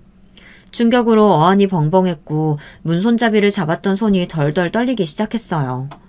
그동안 저와 남편 앞에서 그리도 순진한 얼굴로 쑥스러운 척했던 며느리의 모습은 모두 거짓이었다니요. 아무리 사람이 앞뒤가 다르다지만 이렇게까지 다를 수가 있나. 내가 지금 들은 말이 사실인가 아닌가 분간이 안 될 정도였습니다. 그러나 당황스러움은 잠시였어요. 여전히 방 안에서 들려오는 짜증 섞인 목소리에 엄청난 배신감이 단전에서부터 끓어오르는 기분이었어요. 저는 그대로 방문을 벌컥 열어 제꼈습니다. 침대에 앉아 누군가와 통화를 하고 있던 며느리는 몹시 놀란 눈으로 그대로 전화기를 내려놓았어요. 어머님, 제가 통화가 좀 길어졌죠? 죄송해요. 기차 시간이 벌써 다 됐나요? 너 원래 그런 애였니? 지금까지 나랑 네 시아버지 앞에서 보여줬던 모습은 다 가짜였던 거야? 네 남편도 다 알고 있었어? 어머니, 그게 무슨 말씀이세요? 전부 다 오해세요. 집 좀 큰 거 말고는 가진 것도 없다고? 가진 거 없고 그냥 냄새나는 시골 노인네들은 시부모 취급해줄 이유도 없다 이거냐? 네 남편 말대로 나 돈 많다. 시골에 있는 땅이며 재산 다 합치면 100억은 우습게 넘을 거야. 이제 좀 시부모 취급할 생각이 드니? 아니면 돈 많은 걸 알게 됐으니 더 빨리 죽기를 바라냐? 며느리는 그런 거 아니라며 오해하신 거다. 본인이 다 설명할 테니 진정하시라 눈물을 흘리며 저를 붙잡았지만 이미 제 눈에는 그 눈물마저 모두 가식 섞인 연기처럼밖에 보이지 않았습니다. 그렇게 며느리를 뿌리치고 기차를 타고 고향으로 돌아오는 내내 며느리에게서 전화가 왔어요. 제가 전화를 받지 않자 제발 용서해달라. 본인이 잠시 미쳤던 것 같다. 어머님 아버님 위하는 마음은 전부 진심이었다. 끊임없는 메시지를 보냈어요. 당연히 저는 답장을 하지 않았고 대신 아들에게 전화를 했어요. 며느리와 있었던 일들을 전부 이야기하니 아들은 잠시 망설이다가 이야기를 꺼냈습니다. 사실 제 아내가 조금 이상하다는 생각은 줄곧 해오고 있었어요. 제가 결혼 전에 알던 사람과는 전혀 다른 사람 같다는 생각이 들었거든요. 명절에 준비해갔던 음식들도 전부 그 사람이 직접 한 게 아니고 가게에서 사간 것들이에요. 연애 때는 작은 선물에도 좋아하고 아이처럼 기뻐하던 사람이 결혼하고 나서는 점점 씀씀이도 커지고 말도 함부로 하더라고요. 그러면서도 어머니 아버지께는 또 잘하는 것 같길래 제가 예민한 거겠지 애써 넘기려고 했어요. 그런데 이런 일이 일어나다니 죄송해요 어머니. 제가 사람을 잘못 봤어요. 남편을 닮아 원체 유약한 성격이었던 아들은 변해가는 며느리를 눈앞에 두고서도 큰 소리를 내지 못하고 혼자서 끙끙 앓으며 참고 있었던 것이었습니다. 사실 변한 것이 아니라 원래 그런 여자였던 거겠죠. 아들과 결혼하기 위해 본성을 숨겼던 것이고요. 아들은 어머니께 그런 망언을 들은 마당에 더 이상 그런 여자와는 살 수 없다며 이혼을 하겠다 선언했고 저 또한 그런 아들을 말릴 이유가 없었습니다. 아들에게서 이혼하자는 말을 들은 며느리는 미친 사람처럼 또 제게 연락을 해대기 시작했어요. 며느리는 너무나 죄송하다, 한 번만 더 기회를 달라 끊임없이 애원했지만 그런 모습을 보면서도 만약 내가 정말 가진 게 없는 시골 노인에 불과했다면 이렇게까지 매달릴까 싶은 생각만 들더라고요. 저는 그런 며느리에게 나 말고 아들에게 애원해라. 난 이미 널 며느리로 생각하지 않기로 결정했지만 아들이 널 아내로 여긴다면 그것까지 말릴 생각은 없다 답해주었고 그 뒤로 며느리는 아들에게 미친 듯이 매달렸지만 역시나 아들 또한 그 여자를 받아줄 생각이 전혀 없었습니다. 부부 사이에서 가장 중요한 것이 신뢰라고들 하죠. 그 신뢰가 이미 박살이 나서 산산조각으로 깨져버렸는데 어떻게 다시 예전의 관계로 돌아갈 수 있겠습니까? 결국 그렇게 저희 아들은 며느리와 이혼했고 둘 사이에 자식이 없다는 사실이 천만다행이었습니다. 만약 아이가 있었다면 그 뻔뻔한 여자와 평생 동안 질긴 인연을 이어나가야 할 뻔했으니까요. 아들은 이혼한 뒤로 다시 고향에 내려와 저희와 함께 지내고 있어요. 한동안은 다시 여자를 만날 생각이 전혀 없다면서요. 그런 아들에게 저는 그 부모의 그 자식이라고 어떻게 서울로 향했다가 다시 고향으로 돌아오는 것까지 똑같냐며 우스갯소리를 건넸습니다. 남편은 그런 아들에게 다른 건 나를 판박이로 닮았는데 여자분은 눈 하나는 완전 딴판이라며 농담을 하더라고요. 처음에는 이혼의 상처로 힘들어하던 아들 녀석은 지금은 언제 그런 일이 있기라도 했냐는 듯 아주 멀쩡하게 잘 지내고 있습니다. 한때는 며느리였던 그 여자는 아마 그리 멀쩡하게 지내고 있지 않을 테지만요. 애초에 변변찮은 집안도 직장도 없었던 여자였던 데다 이혼녀라는 딱지까지 붙었으니 무엇보다도 고쳐먹을 수 없는 그 인성이 가장 큰 문제이기는 하지만요. 앞으로 제 수중에 있는 아버지의 유산을 어떻게 사용해야 할지, 저희 가족의 삶이 어떤 방향으로 흘러가게 될지는 그 무엇도 정해지진 않았어요. 이제부터라도 저는 마음을 조금 더 편하게 먹고 살아가 보려고 합니다. 긴 세월 동안 너무 혼란스러운 마음으로 스스로를 좀먹으며 살아왔던 것 같아요. 지금껏 제가 살아온 이야기들을 두서없이 써내려가다 보니 아주 긴 글이 되었네요. 아무쪼록 제 이야기를 들어주신 분들 모두 감사드리고요. 오늘도 좋은 하루 보내시길 바라겠습니다. 여러분, 두 번째 사연 시작하기 전에 좋아요, 구독 꼭 눌러주실 거죠? 그럼 두 번째 사연 바로 시작합니다. 안녕하세요. 서울에서 남매를 키우며 남편과 행복하게 사는 50대 여자입니다. 요즘 날씨가 조금씩 풀리고 아이들 새학기도 다가와서 제가 괜히 설레고 있습니다. 학교를 졸업한 지 오래됐지만 제 학창시절을 생각하면 어이가 없기도 하고 웃기기도 하고 부끄럽기도 하고 되게 복잡한 마음이 들어요. 오늘 제보할 사연과도 깊은 관련이 있기도 해서 미리 말을 해보자면 저는 흔히 말하는 껌을 좀 씹은 학창시절을 보냈습니다. 그렇다고 이유 없이 남을 괴롭히거나 금품갈취를 하거나 그러진 않았어요. 오토바이를 타고 다니거나 면도칼을 씹는 그런 악질은 아니었으니 편안히 들어주세요. 그냥 성격이 어릴 때부터 유난히 밝았고 또 친구들과 노는 것을 좋아하던 학생이라고 생각해 주시면 좋을 것 같습니다. 오히려 이유 없이 친구를 괴롭히는 사람을 보면 그게 선배여도 가서 당당하게 맞서는 학생이었죠. 저는 3남매 중 둘째로 태어났는데 위아래로 여자 형제 없이 오빠랑 남동생인 환경이었습니다. 아무래도 남자들 사이에 있다 보니 과격하게 놀았던 게 원인이 됐다고 생각하는데 우리 부모님은 그냥 제 성격이 유난히 어릴 때부터 셌다고 하시더라고요.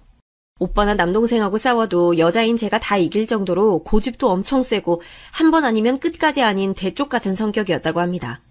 오빠도 남동생도 골목대장도 아니었는데 저는 무리를 이끌고 다녀서 동네 어른들이 대단하다고 하셨다고 하더라고요. 사고도 제가 제일 많이 치고 다녔고 집에서 말썽을 부려도 그 원인 제공자는 대부분이 저였다고 해요. 하다못해 엄마는 제가 엄마의 배 안에 있을 때부터 발차기가 예사롭지 않아 남자아이라고 착각했을 정도라고 하셨어요. 엄마는 취미가 신점을 보러 가는 건데 제 사주를 보고 유명한 무당이 전생에 대륙을 평정한 장군감이라고 했다고 평생 사기를 당하거나 어디 가서 기죽을 사람은 절대 아니라고 했다고 어릴 때부터 말씀하셨죠. 그 덕분에 저는 학창시절을 아주 다채롭게 보낼 수 있었습니다. 목소리가 크고 나서는 걸 워낙 좋아해서 노는 것을 주도하기도 했고 어린 마음에 학교 수업을 빠지고 운동장에서 놀기도 했어요. 제 친구를 괴롭히면 옆 학교까지 가서 응징해 준 적도 있습니다. 불의를 못 참는 성격이라 우리 학교 학생이 시내에서 다른 질 낮은 학교의 사람이 괴롭히면 당장 가서 대신 나서서 머리를 잡고 뜯기도 했어요. 이걸 다행으로 말해야 할지 모르겠지만 우리 집은 할아버지 때부터 여유가 있던 집이어서 집에 돈이 꽤 있는 집안이에요. 그래서 경찰서에 불려가거나 학교에 불려갔을 때도 큰 문제 없이 풀려날 수 있었습니다. 물론 집에서는 아버지가 제발 부탁이니 일주일이라도 조용히 지낼 수 없냐고 하실 정도였어요. 중학생 때를 기억하는데 언제는 제가 학교를 마치고 집에 가다 남동생을 본 적이 있습니다. 동생은 저랑 3살 차이가 나는데 동네에 있던 남자 고등학교 학생들이 제 동생을 괴롭히는 거예요. 상황을 딱 보니 돈을 뜯고 있는 것 같아 당장 달려갔던 적이 있습니다. 당연히 제가 성격이 드세더라도 어떻게 남자 고등학생을 상대하겠어요. 그래도 죽기 살기로 머리를 잡고 돌도 던지고 최대로 발악해서 어떻게 동생을 구출하긴 했는데 이 사건이 좀 커서 동네에서 저만 보면 어른들이 제가 개냐고 수군거려서 한동안 가족들은 외식을 삼가기도 했습니다. 이런 크고 작은 일들이 계속 반복되다 보니 동네에서 저는 기세고 드센 여자아이가 되어 있었고 남자들과 싸워도 절대 밀리지 않다 보니 남자아이 부모님들은 저를 대놓고 안 좋아하셨어요. 오죽하면 고등학생 때는 저와 같은 반이 되게 해주지 말라고 선생님께 말했던 학부모도 있을 정도였답니다. 제가 그렇게 사고치고 다니는 동안 저희 오빠와 남동생은 아주 착하고 조용하게 학창시절을 보내서 유독 제가 집안의 사고뭉치였어요. 남들은 딸들이 조용하고 순해서 걱정이라던데 우리 집은 제가 또 어디 가서 남들하고 싸웠다고 연락 올까봐 무서워 죽겠다고 아버지는 한숨을 푹푹 쉬시기도 하셨습니다. 부모님의 걱정이 이해가 되는 게 제 성격은 나이가 들수록 더 심해지면 심해졌지 절대 철이 들지 않았어요. 엄마는 저에게 제발 사고치지 않고 조용히만 있어달라고 공부도 필요 없다고 하셨죠. 하지만 한번 이미 친구들과 노는 것에 푹 빠진 저는 쉽게 그만두지 못했고 그렇게 몰려다니며 놀곤 했습니다. 오빠는 우수한 성적으로 학교를 졸업해서 무려 의대에 들어갔고 동생도 명문고에 입학했는데 저만 혼자 공부랑은 담을 쌓고 친구들과 노느라 정신이 없으니 부모님은 상당히 곤란해하셨어요. 오빠에게 제 공부를 가르치라고 했는데 오빠는 딱 10분 뒤에 도저히 안 되겠다고 할 정도로 저는 공부랑은 거리가 멀었습니다. 아버지는 신문사에서 일하셨는데 저에게 고등학교를 졸업하고 바로 결혼하라고 하셨어요. 그러면서 공부는 하지 않아도 되니 제발 성격만 죽이라고 하셨죠. 실제로 고등학교를 졸업하고 저는 아빠의 소개로 어느 회사에 바로 취직할 수 있었어요. 하지만 학교도 제대로 다니지 않았던 제가 사회생활을 잘할 리가 없었던 것은 어찌 보면 당연한 결과였습니다. 부모님 도움으로 손쉽게 취업했지만 상사와 마찰이 유독 잦았어요. 회사에서도 성격을 참지 못해서 자꾸 상사와 부딪히고 결국 잘리기까지 했는데 아버지가 그렇게 저한테 화냈던 적이 없어서 난감했습니다. 아닌 건 죽어도 아닌 성격상 너무 힘들었는데 대학이라도 가려고 했더니 공부를 해야 했고 그건 또 싫었죠. 오빠는 의대에서 열심히 공부하고 있었고 동생도 어느덧 고등학교를 졸업하고 서울에 있는 유명 대학의 법학과에 입학했습니다.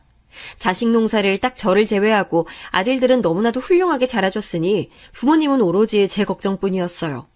부모님 성향상 그렇게 자식들에게 부담을 주거나 관심이 지나친 편은 아닌데 저만 자리 잡지 못하고 그러고 있으니 얼마나 신경이 쓰이셨겠어요.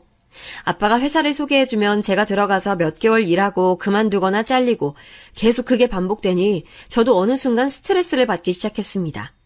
나중에는 부모님께 회사 소개를 그만해달라고 했고 부모님은 그럼 어떡하냐고 결혼이라도 하라고 하셨어요. 무슨 결혼이냐 혼자 살겠다고 하는데 부모님은 절대 그냥 넘어가지 않으셨죠. 제가 그렇게 부모님과 대치하는 동안 오빠는 같은 학교 동기와 결혼하겠다고 아주 예쁜 새언니를 데려왔어요. 착하고 똑똑한데 심지어 아버지가 의사라고 하니까 부모님은 새언니를 아주 극진히 대접하며 딸인 저보다도 더 챙길 정도로 환영하셨습니다. 오빠의 결혼으로 인해 너무 바쁜 나머지 저에게 예전만큼 잔소리하지 않으셔서 얼마나 좋았는지 몰라요. 새언니는 심지어 예쁘고 착한데 말까지 예쁘게 하니 평소에 욕을 달고 살던 저와 비교가 되어 부모님은 입이 귀에 걸릴 지경이셨죠. 저만 보면 계속 새언니 같은 사람이 되어야 한다고 귀에 피가 날 정도로 말씀하셔서 나중에는 그 소리가 듣기 싫어 집 밖으로 뛰쳐나간 적도 있습니다. 하지만 좋았던 순간도 지나고 오빠가 결혼하고 나니 부모님은 다음은 제 차례라고 이제 제 결혼에 온 관심을 쏟기 시작하셨어요. 그러다 아빠가 우리 지역 고위 공무원의 아들과 이어주겠다고 제게 꼭 나가라고 선자리를 잡아오셨습니다. 저는 제 인생에서 그때까지는 결혼이 절대 없다고 생각해서 끝까지 거부했는데 엄마가 직접 저를 데리고 백화점에 가서 옷까지 사주며 일단 얼굴이라도 보여주고 오라고 하셔서 억지로 나가게 됐어요. 결론부터 말하자면 그분과는 이어지지 않았습니다. 너무 따분하고 엄마가 억지로 입힌 원피스와 화장은 저와 맞지 않았고 또 구두는 불편하고 분위기도 어색해서 도중에 뛰쳐나왔거든요. 이후로도 아빠와 엄마는 주변에서 좋다는 사람이 있으면 어떻게든 선자리를 마련해서 주선하셨는데 그때마다 거절하는 것도 전 얼마나 힘들었는지 몰라요. 나중엔 너무 나가기가 싫어서 친한 친구에게 부탁해서 대신 나가달라고 했던 적도 있습니다. 엄마는 누가 이기나 보자고 말하며 제가 아무리 선자리에 나가지 않아도 된다고 끝까지 계속 자리를 마련하셨어요. 동네에서 워낙 그렇게 하고 다니니 슬슬 소문이 나기 시작했고 나중엔 갑자기 남동생이 결혼하고 싶다고 여자를 데려와서 저보다 먼저 결혼하게 됐습니다. 물론 동생이 또래와 비교해서는 빨리 결혼한 편이었지만 동생을 먼저 결혼시키며 아빠는 저에게 딱 1년 줄 테니 어떻게든 남자를 구해서 결혼하라고 하셨어요. 그렇지 않으면 당장 집을 나가라고, 알아서 살라고, 용돈도 끊고 아예 호적에서 파버린다고 강하게 말씀하셨습니다. 제가 제대로 된 직장도 없이 집에서 용돈 받으며 사는 게 몇 년이 지속되니 부모님도 질릴 만큼 질리셨던 거죠. 특히 아들들은 결혼해서 잘 살고 있고 오빠는 심지어 결혼하고 바로 아기를 낳아 손주까지 안겨줬으니 얼마나 좋으셨겠어요. 그렇게 창과 방패처럼 결혼 강요와 거절을 하며 시간이 지나고 있었는데 어느 날 아빠가 결혼할 생각이 없다면 취업이나 하라고 또 취업 자리를 가져오셨습니다. 당연하게 거절했는데 엄마가 예전과는 다른 태도로 무조건 저 회사에 가라고, 그게 아니면 당장 짐을 싸서 나가라고 하셨어요. 나도 이제 지쳐. 당장 나가. 더는 안 돼. 네 나이가 몇인데 도대체 언제까지 그러고 있을 거야. 아이, 오빠는 손주까지 데려왔는데. 알겠어. 알겠다고. 출근하면 되잖아. 아, 왜 자꾸 뭐라 그러는 거야? 네가 엄마면 너한테 뭐라 안 하겠어? 아, 그러게. 알아서 잘 하란 말이야. 엄마의 잔소리와 눈치 때문에 어쩔 수 없이 또 출근하게 된 저는 첫 출근을 한 날 마치 영화에서 나오는 것처럼 첫눈에 반하게 됐습니다. 저는 아빠가 소개해준 건설회사에 취업했는데 제 자리는 격리 자리였어요. 제가 반한 그 남자는 직원들을 관리하는 그런 자리였는데 키도 크고 훤칠하고 잘생겼는데 다정하고 그때까지 수많은 선자리를 나갔지만 그런 사람은 본 적이 전혀 없었거든요. 그래서 첫 출근이 어땠냐는 부모님의 질문에도 이 회사는 생각보다 괜찮은 것 같다고 말할 정도로 출근이 즐거워지기 시작했습니다.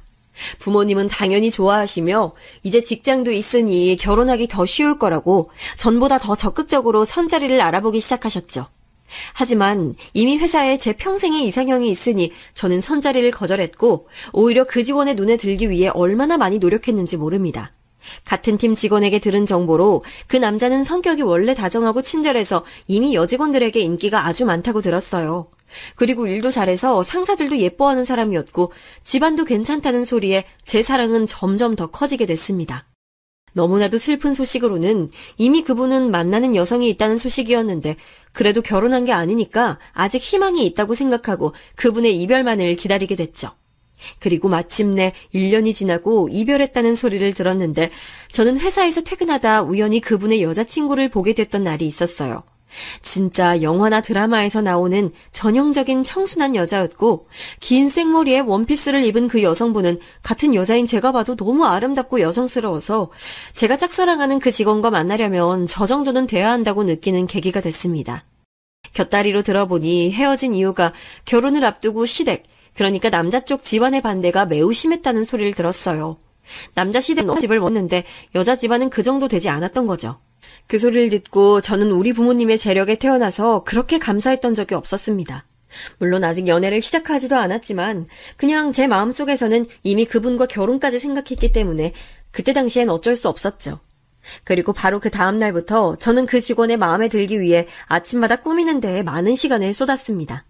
엄마는 제가 그러는 걸 보고 남자친구가 생겼냐고 대놓고 좋아하셨는데 아직 아니라고 곧 생길 거라고 하니 본인이 더 신나셔서 저를 데리고 백화점에 가서 옷을 많이 사주셨어요. 단발머리를 고집하던 저는 일부러 기르기 시작한 머리를 아침마다 빗으로 몇 번을 빗으며 찰랑거리게 유지했고 일부러 회사에서 그 직원에게 말을 걸었어요.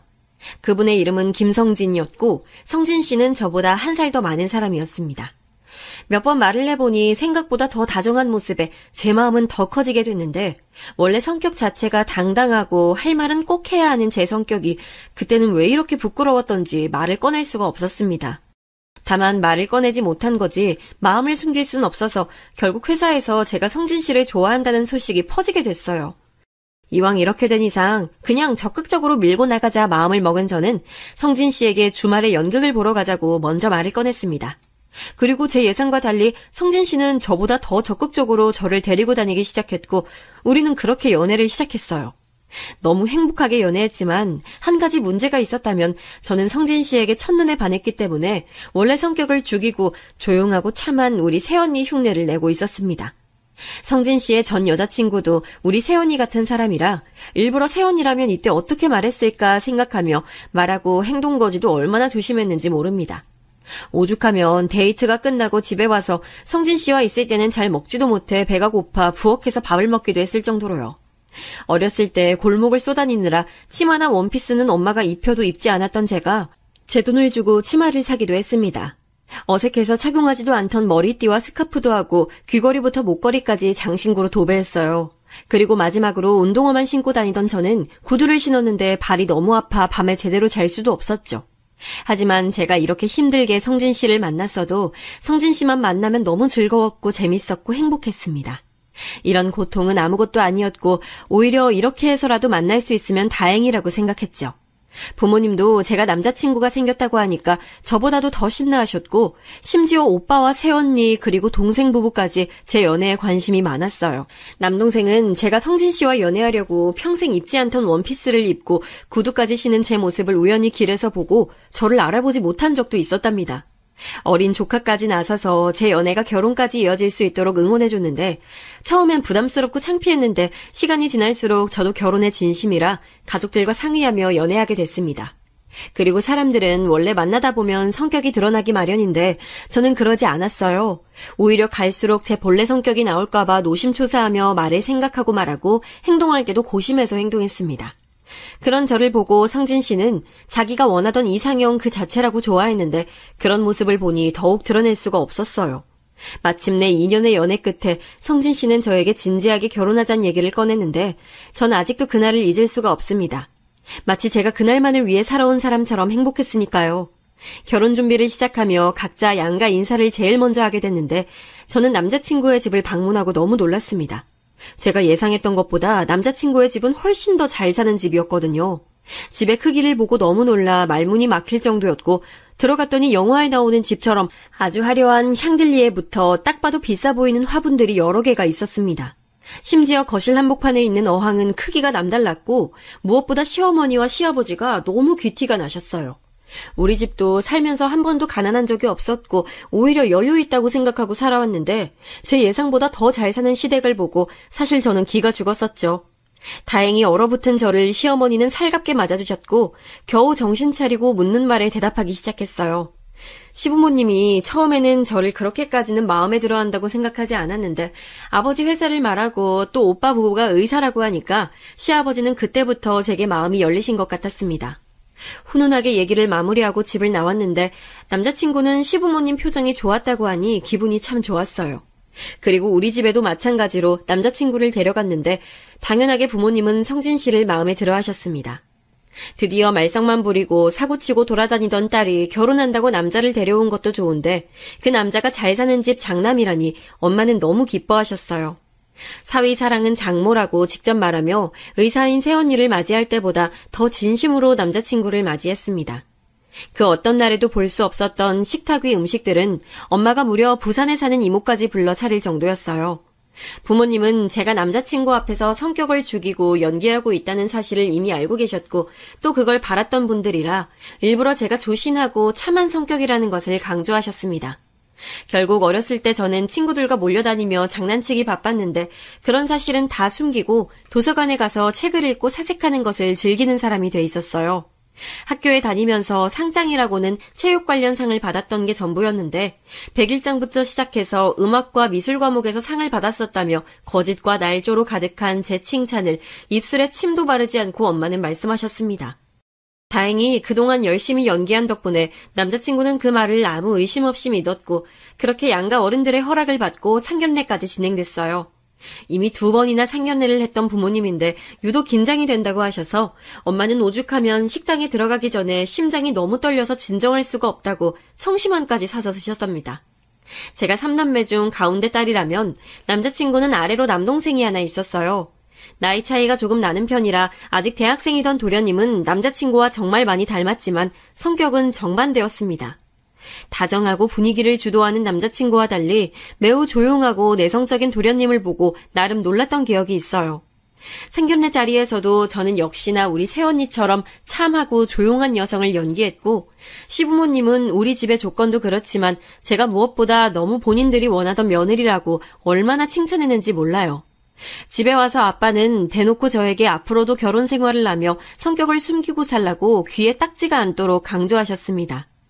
결혼식을 올리면서 너무 행복해서 이대로 죽어도 좋다고 생각할 정도로 저는 아무 문제 없이 결혼 준비를 할 수 있었어요.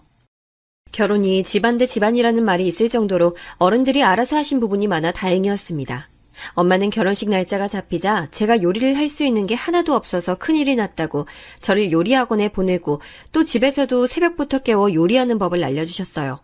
집안일이라고는 해본 적이 없으니 빨래부터 청소까지 흠잡히는 일이 있으면 안 된다고 급하게 신부 수업을 받게 됐었죠. 엄마가 이해되지 않는 부분은 아니었던 것이 저는 신혼생활을 바로 시댁에서 보내게 됐기 때문입니다. 시아버지의 제안이었는데 시댁에서 3년만 살면 고급 아파트로 바로 분가하게 해주겠다고 하시면서 시부모님과 같이 살며 가풍을 배우라고 하셨어요. 시아버지의 제안은 사실 남편의 직장과도 관련이 깊었는데 시아버지가 사업을 하고 계셔서 같이 살면 바로 남편에게 사업을 물려주신다고 하셨습니다. 나중에 알게 된 사실인데 저와 남편이 만났던 그 회사도 시아버지가 하고 계신 사업체 중 하나였고 남편은 그 사실을 숨기고 일반 직원인 척 다니고 있던 거였어요. 남편은 본인과 제 미래를 위해 그렇게 하자고 제안했고 저는 알겠다고 답할 수밖에 없었습니다. 남편을 너무 사랑하기도 했고 또 솔깃한 제안인 것은 틀림없으니까요. 그래서 엄마는 제게 신부 수업을 아주 강하게 시키셨고 옷장에서 제가 철없을 때 입던 옷들을 다 꺼내서 버리면서 저보고 과거는 잊고 앞으로 새로운 사람으로 태어났다고 생각하라고 하셨답니다. 그러면서 학창시절부터 친하게 지내던 친구들과도 연락을 끊으라고 강요하셨어요. 평생 그렇게 살아온 제가 그래도 회사 다닐 때는 집에 오면 쉴 공간이 있어서 괜찮았는데 시댁살이는 그럴 수가 없으니 온 신경이 곤두섰습니다. 조용하고 참한 성격을 흉내내느라 목에 담이 오고 혼자 화장실에서 소리 없는 아우성으로 묵음 처리로 욕하던 날이 한두 번이 아니었어요. 그리고 제가 술을 진짜 사랑하는데 시댁 식구들은 술을 잘 마시지 않던 사람들이었고 특히 시어머니는 여자가 술을 마시는 걸 되게 싫어하던 분이셨습니다. 저는 학생 때부터 술을 마시고 다녔던 사람이고 늘 퇴근하면 낮에 저를 숨기고 있느라 힘들어서 소주를 마시기도 했고 친구들을 만나면 아예 방을 잡고 마실 정도로 좋아하거든요.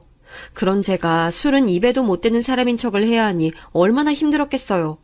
요리라고는 칼질도 결혼 전에 급하게 처음 해보고 달걀도 그때 처음 깨본 사람인데 시댁에서 현모양처처럼 온갖 찌개와 갈비찜 같은 한식에 능한 사람이 돼야 해서 엄마가 몰래 적어준 요리법 쪽지를 소매에 숨기고 훔쳐보며 요리했습니다. 제가 이러는 걸 보고 우리 친정 식구들은 믿을 수 없다고 웃으며 무슨 말만 하면 뒤로 넘어갔는데 가족들도 그렇지만 무엇보다 친구들이 제가 그렇게 사는 걸 듣고 시댁에 진실을 말해야 한다고 이거 사기죄 아니냐고 하기도 했습니다. 하지만 제가 그렇게 힘들게 산 건 맞지만 그렇다고 행복하지 않았던 건 전혀 아니에요. 오히려 남편을 너무 사랑해서 즐거웠고 시부모님도 배울 점이 많아서 그냥 제가 참자고 생각했을 뿐입니다. 시댁은 집안 행사가 무척 많았는데 특히 제사를 되게 크게 지내던 집안이었어요. 우리 친정은 명절 때도 그냥 친척들이 모여서 간단하게 음식 한두 가지만 해서 먹고 누워있다가 흩어지는 상당히 간소한 집이라 몰랐는데 시댁은 명절도 상다리가 부러질 정도로 요리하고 또 제사도 크게 지내더라고요. 시아버지가 무슨 족보상으로 유일한 직계 혈통이 어쩌고라고 했는데 사실 관심이 크게 가지 않아 제대로 듣지 않았습니다. 왜냐하면 시아버지가 무슨 조선 왕조의 유일한 후손이어도 상관이 없었고 저한텐 단지 제사가 다가오면 그 많은 음식을 시어머니와 둘이 해야 한다는 사실이 더 컸기 때문이죠. 제삿날에는 무조건 새벽 4시에 일어나서 미리 재료 손질을 해야 했어요. 우리 맏며느리 덕분에 그래도 내가 전처럼 밤을 새지 않아도 되니 참 좋다. 어머님, 그럼 이제까지 혼자 하셨어요? 너무 힘드셨겠어요. 말씀만 들어도 힘들어요. 말도 마. 남자들은 원래 부엌에 오면 안 되는 거 알지? 그래서 사람을 부르곤 했어. 그래도 지금은 우리 식구들끼리 조상님들 챙기니 얼마나 행복한지 몰라. 저도 어머님께 도움될 수 있어서 참 다행이라고 생각해요. 시어머니는 시집살이를 제게 혹독하게 시키는 편은 아니었는데 이런 식으로 맏며느리 역할을 많이 요구하셨어요. 제삿날이 다가오면 머리가 너무 아플 정도로 요리를 많이 했는데 사실 속으로 시어머니나 저나 여기 성씨도 아닌데 왜 이러고 있어야 하나 생각도 했습니다. 그래도 그렇게 제사상을 차리고 차례를 지내면 시아버지가 흡족해 하시니 어쩔 수 없었어요. 그렇게 1년이 지나고 갑자기 어느 날 도련님이 결혼할 여자가 있다고 어떤 여자를 데리고 왔습니다. 미팅을 나갔다가 만나서 결혼하게 됐다고 하는데 첫인상은 사실 그리 좋지 않았어요.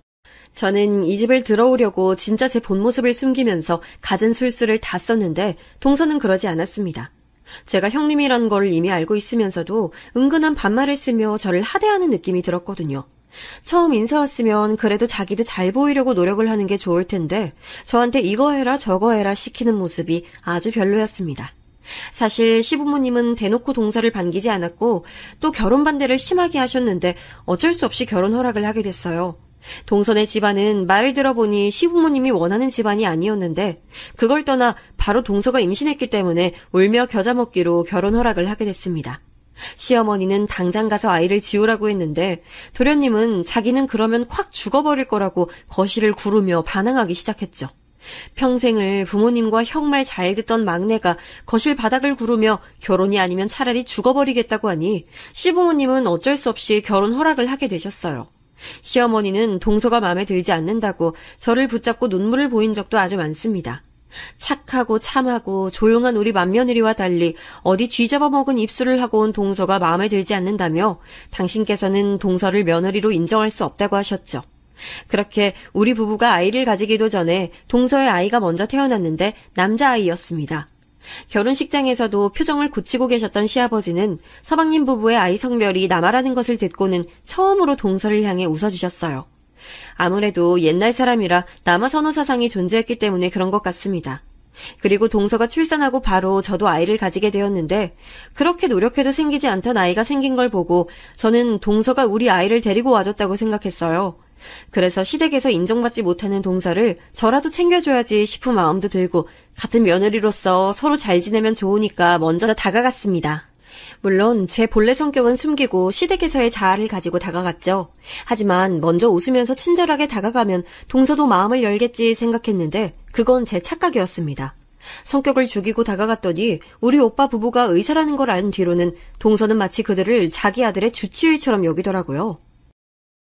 형님, 우리 준철이가 지금 열이 조금 나는데 큰 병은 아니겠죠? 무서워요. 아닐 거야. 원래 애들은 열 쉽게 나잖아, 동서. 너무 걱정하지 마. 그래도 혹시 모르니까 연락해주세요. 걱정돼서 잠이 안 와요. 네? 형님 부탁드려요. 심지어 동서는 새벽에도 전화가 와서 아이 열이 나는데 어떻게 하냐고 물었고 시도 때도 없이 연락을 자주 했어요. 처음 한두 번이야 저도 좋은 마음으로 안부도 물을 겸 오빠 부부에게 연락을 했는데 이런 경우가 많아지니 상당히 곤란했습니다. 동서 부부는 시댁에서 살지 않고 나가 살았는데 전화가 울려 받으면 동서는 시시콜콜 묻지도 않은 얘기를 하고는 해서 너무 힘들었어요. 그래도 시아버지는 아들을 낳았으니 그래도 예전보다 동서를 조금 받아주긴 했는데 문제는 시어머니였습니다. 누가 그렇게 전화를 많이 하니? 요즘 계속 전화를 놓지 못하네? 아, 동서가 연락이 자주 오네요. 지금도 동서예요. 뭐? 바꿔봐. 얘, 넌 왜 자꾸 형님한테 전화해서 뭐라고 하니? 그럴 거면 차라리 집에 얼굴을 비추던가. 시어머니는 여전히 동서를 마음에 들어하지 않으셨는데 동서가 이런 식으로 제게 연락을 많이 한다는 소리를 듣고 시어머니는 동서에게 연락해서 한 소리 하셨어요. 형님, 그렇게 어머니한테 다 말씀하실 줄은 전혀 몰랐어요. 그럴 줄 알았으면 제가 시시콜콜 전화 안 했죠. 전 형님하고 친하게 지내려고 그랬던 건데 되게 서운하네요. 이후로 동서는 저에게 시어머니한테 이럴 줄 몰랐다고 그럴 줄 알았으면 절대 전화하지 않았을 거라고 쏘아붙여서 저도 모르게 사과를 하기도 했습니다. 제가 일부러 시어머니에게 이른 건 절대 아니고 그만큼 동서가 시도 때도 없이 전화해서 시부모님과 같이 사는 제가 숨기는 것도 한계가 있었을 뿐인데 의사소통의 오류라고 생각했죠. 저 사건 이후로 그래서 저는 미안한 마음에 시어머니도 동서를 받아주면 저도 나쁠 게 없다고 판단해서 더 다가가게 됐답니다. 실제로 동서가 결혼해서 가족이 된다고 했을 때 사실 저는 되게 기뻤어요. 왜냐하면 앞서 말했듯 시댁은 제사나 명절이 아주 크고 또 집안 행사도 유난히 많은 편인데 그럴 때마다 행사를 하나 하면 몸살이 나서 동서가 들어오면 같이 하면 되니까 마음의 안정이 좀 되더라고요. 그런데 시어머니가 동서를 탐탁지 않게 생각하니 어쩔 수 없었죠. 이런 작은 사건이 지나고 저는 드디어 출산하게 됐는데 제 아이의 성별은 딸이었습니다. 남편과 저는 첫 아이라서 성별이 중요하지 않았고 남들보다 늦게 생긴 아이라 그 자체로 축복이고 행복했어요. 하지만 아무래도 시부모님은 옛날 분들이라 딸이라고 하니 그렇게 좋아하진 않으셨습니다. 친정에서는 사고만 치고 다니던 제가 결혼해서 아이까지 낳으니 성별은 의미가 없고 그저 건강하게 잘 키우라고만 말씀하셨어요. 시부모님도 대놓고 싫어하진 않으셨고 그냥 다음 아이는 아들이었으면 좋겠다고 하셨죠. 문제는 바로 동서였습니다. 딸이라면서요? 우리 아들은 아들이라 워낙 순하고 예민하지 않았는데 딸은 좀 경우가 다를 것 같아요. 혹시라도 키우다 막히시면 말씀하세요. 제가 육아 선배잖아요. 나도 조카 키워봐서 기본적인 건 다 알고 있어. 괜찮아, 동서. 그거 몇 년 전이잖아요. 요즘 육아는 달라요. 너무 부담 갖지 마세요. 모르면 새언니한테 물어볼게. 제안은 고마워. 우리 첫째가 딸이라는 소식을 듣고 기세등등해져서 저에게 충고 아닌 충고도 하고 아들 가진 부심을 마구 부리기 시작했거든요. 그리고 자기가 손아래 동서여도 육아에서는 선배라고 아는 게 훨씬 많으니 자기 말을 많이 들으라고 하더라고요. 저는 사실 저 말을 듣고 속으로 얼마나 웃었는지 모릅니다. 제가 친정 부모님과 같이 살면서 오빠네 부부가 일찍 결혼해서 아이를 낳았을 때 새언니도 의사라 바쁘니까 제가 조카를 돌봤거든요. 그때는 또 남편을 만나기 전이라 집에서 혼자 하는 게 딱히 없어서 전담으로 육아를 도와줬습니다. 그래서 새언니가 저한테 아직도 잘해주는 이유가 그거고 조카도 저를 유독 따르곤 하거든요. 그런 저에게 육아는 그러면 안 된다고 훈수를 두는 동서가 어이가 없었지만 시댁에서의 제 이미지가 있으니 꾹 참으며 최대한 착하고 참한 맏며느리 흉내를 냈습니다. 동서네 집안은 평범보다 약간 아래라 여유가 있는 집은 아니었는데 우리 친정은 돈이 많으니 각자 집에서 받는 지원도 아주 달랐어요. 산후조리는 친정에서 했는데 부모님은 제가 그래도 유일한 딸이라고 그 시대에 할 수 있는 모든 것을 해주셨습니다. 학생 때 그렇게 사고를 치고 다니다가 이제 결혼해서 비록 흉내지만 그래도 어떻게 부잣집 맏며느리로 살아가는 딸이 기특했는지 아빠는 우리 딸의 돌잔치를 아주 최고급 장소에서 해주셨어요. 그런데 이때 무슨 일이 있었는지 아세요? 글쎄 동서가 자기 친정 식구들을 다 데리고 우리 딸 돌잔치에 왔습니다. 저는 처음에 제가 잘못 본 줄 알았을 정도로 많은 식구를 데려왔는데 심지어 본인 부모님에 이어 자기 동생까지 데려왔더라고요. 형님, 우리 친정 식구들이 여기 음식 한 번도 못 먹어봤대서 데리고 왔어요. 괜찮죠? 괜찮아. 많이 드시라고 해줘요. 편하게 드시고 가세요. 많이 드세요? 그래도 좋은 날이고 또 축하해주러 온 자리니까 최대한 웃으며 맞아줬는데 동선의 친정 식구들은 우리 딸은 본 척도 하지 않고 자기들 배를 채우기 바빴습니다. 우리 친정 식구들 얼굴 보는 것도 창피할 정도로 동서는 염치 없이 자기 아들이 주인공인 것처럼 식장 한가운데서 사진을 찍기도 하고 돌아다녔죠. 축의는 당연히 하지 않았고 그런 모습을 보고 새언니는 저에게 동서 보통이 아니라고 귓속말로 속삭였어요. 그렇게 돌잔치 사건이 끝나고 저도 동서에게 더 참을 수 없다고 판단해서 이제 착한 맏며느리 행세는 집어치워야지 생각하고 있었는데 그럴 새가 없이 일이 터지게 됐습니다. 바로 그렇게 잘 나가던 시아버지의 회사가 부도가 나며 남편도 갈 자리가 없어지고 큰 타격을 입었거든요. 진짜 며칠 전까지만 해도 시아버지는 거래처를 만나러 다니고 아주 바쁜 생활을 하고 있었는데 사업이란 게 한번 망가지니 돌이킬 수 없는 지경으로 우르르 무너지는 모습을 보며 적잖은 충격을 받았습니다. 시부모님과 같이 사는 이유도 그 사업을 물려받기 위해 그런 거였고 또 실제로 시아버지의 재력으로 우리 부부도 그렇고 서방님 부부도 그렇고 또래에 비해 넉넉한 생활을 하고 있었던 게 맞아 시아버지 사업이 휘청거리는 것은 우리가 다 같이 무너지는 길이었어요. 시아버지는 그때 많이 충격을 받고 병원에 입원할 정도로 정신적인 충격이 컸는데 당연히 저도 하늘이 무너지는 기분이 들었습니다. 그때 한 가지 구세주가 있었으니 바로 우리 친정이었어요. 친정아버지는 우리 시댁 소식을 듣고 일단 급한 불이라도 끄라며 돈을 지원해 주셨습니다. 새언니와 오빠 부부도 둘 다 의사니까 금전적으로 여유로워서 저에게 생활비가 떨어지면 안 된다며 돈을 억지로 손에 안겨줬어요. 친정 덕분에 시아버지 사업은 실제로 완전히 나락을 가진 않았고 이 계기로 시부모님은 저를 전적으로 의지하게 되셨습니다. 아빠는 제가 정신 차리고 평범한 사람처럼 결혼 생활도 하고 시댁과 같이 살며 아이까지 키우는 모습을 보면 어렸을 때 모습이 전혀 보이지 않는다며 크게 좋아하셨는데 그래서 그렇게 지원해 주신 거예요. 다른 건 몰라도 우리 딸 고생하는 것은 절대 눈 뜨고 못 본다는 부모님 덕분에 가까스로 위기를 모면하게 되었죠. 시아버지는 예전처럼 크게 사업을 다 확장하진 못하셨고 그 과정에서 몇 개를 정리하고 회사는 단 하나만 남기게 됐는데 그러면서 구조조정도 하게 됐어요. 서방님도 시아버지 회사에서 일했는데 서방님이 일하던 계열사는 접게 되면서 낙동강 오리알 신세가 됐답니다. 그래도 아들이라 하나 남은 계열사에 넣으려고 했는데 진짜 딱 핵심 인력만 남겨둔 터라 시아버지는 은근 서방님이 다른 회사에 가길 원하셨어요. 남편이야 같이 살며 종일 일 얘기도 하고 핵심이라 내치지 못하니 일을 그리 잘하는 편도 아니고 자리 차지만 하는 서방님을 데리고 가기엔 위험 부담 요소가 컸던 거였어요. 그걸 알게 된 남편은 저에게 저를 만난 이후로 처음으로 부탁을 하기 시작했습니다.